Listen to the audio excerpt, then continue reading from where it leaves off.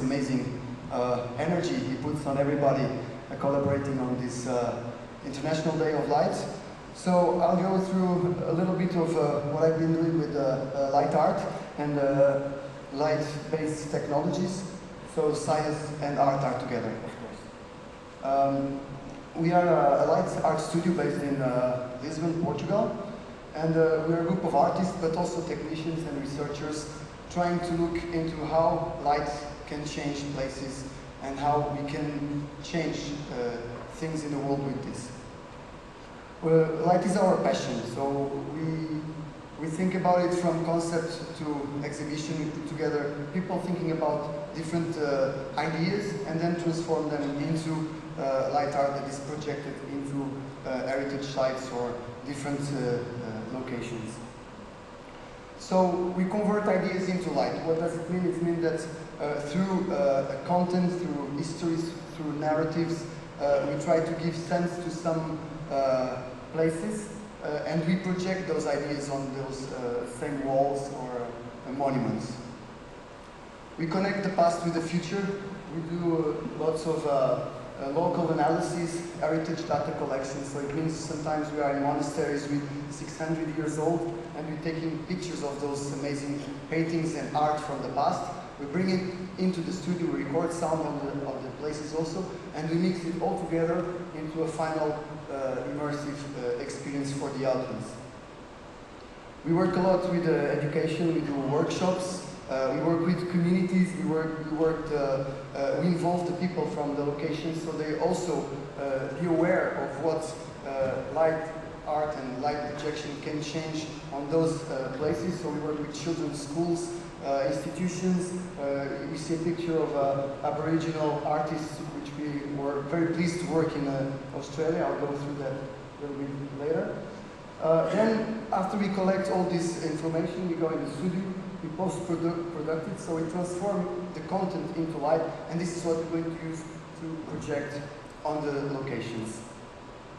So, light-based technology, here comes science. We couldn't do what we do without the scientists that discovered so many different ways of projecting light. Today we will see beamers, LCD projectors like we see in the cinema, but used to make a projection on this immersive space.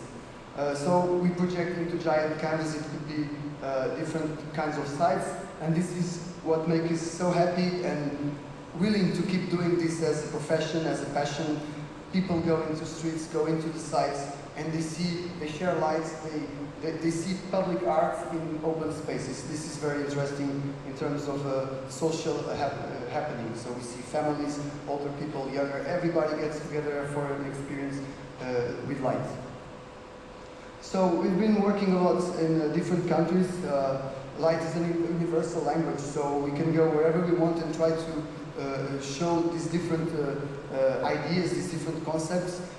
We've been honored to work in 8 UNESCO World Heritage Sites, most of them in Portugal, where we come from, and always connecting this idea of past content and projecting into the monuments. Here's an example, a really old monastery connected to the discoveries in Portugal. As you can see, some of the ideas come from old paintings and maps and all that. And we transform all that into a giant canvas where people are standing in the place where history took place, and we tell that story through the walls, through the architecture. So there's a notion of light and architecture also behind this technique. Here is the project Open Your Eyes in Australia, Melbourne, also a UNESCO World Heritage Site. We're working with the Ballarat artists, the pitch-making fellas, and we filmed their own way of making paintings, and we transformed those paintings into light art.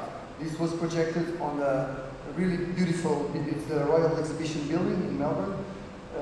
As you can see, people really attend and experience their art at the same time the site. This is a project with educational backgrounds. We work with in Londonderry with Protestant schools and Catholic schools. There's an ancient conflict there, and we put them all together, working together, and at the end of their workshops, all their paintings and drawings were put into an animation that was projected on the old barracks that you see in the picture on the top. And all the families were together. So two communities that usually wouldn't get together in the same area, suddenly they were enjoying their own children and grandparents, and everybody came together. It was really, people got emotions, people crying. For me, it was one of the most emotive projects I had. We work with lots of cultures here in the in the United Arab Emirates. We went into their into their culture, and we tried to interpret it into a time travel.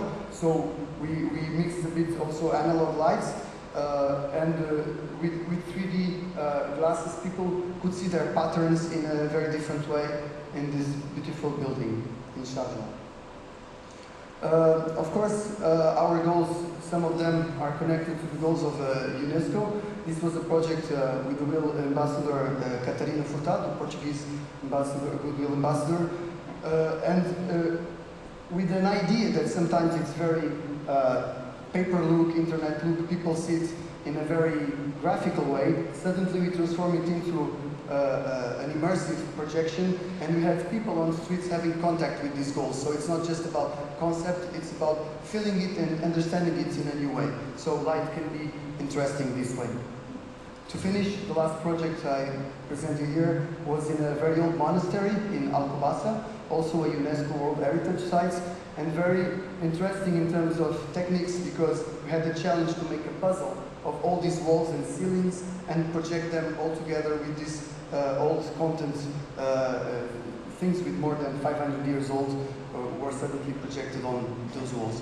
So we are very happy to announce that this is our objective: keep projecting engaging content, doing great projects. There are also other artists. Caricola, great example, using light arts to spread these objectives. You invited me to be here in the 2015 Year of Light, so big thanks for him also. And I'm sure that light can spread culture. We can do a lot with light and art.